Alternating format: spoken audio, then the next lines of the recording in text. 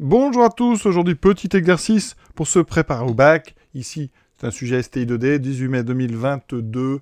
C'est une question, donc question 1. On considère une fonction g, définie et dérivable sur 0 plus infini. On vous donne là l'expression de la dérivée, donc g' sur 0 plus infini. Étudier le signe, en déduire les variations. Vous voyez, c'est très simple. Petit rappel sur ce qu'il faut faire. G' de t, c'est un produit. C'est le produit de 6 exponentielle moins t par 1 moins t.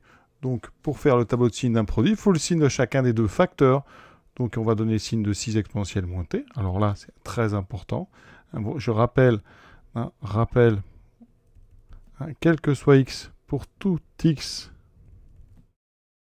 exponentielle x est toujours strictement positif. Donc ici, eh bien, pour t, donc appartenant à 0 plus l'infini, eh bien, exponentielle moins t, fois 6, parce que si c'est un nombre positif, c'est strictement positif. Donc quand vous allez faire le tableau, eh bien vous allez avoir ici une ligne avec les valeurs de t, de 0 à plus l'infini.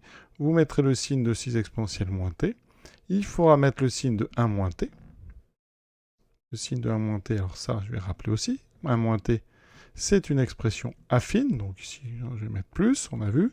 D'accord ? 1 moins t, alors 1 moins t, c'est une expression affine. On cherche quand est-ce qu'elle s'annule. Ça fait donc moins t égale moins 1.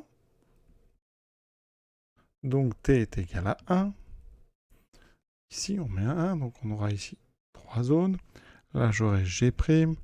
Alors le signe, je rappelle, une fonction affine. 1 moins t, ça s'annule en 1. Comme le coefficient ici, le coefficient directeur, c'est-à-dire la pente, c'est le coefficient qui est devant la variable t, c'est donc moins 1.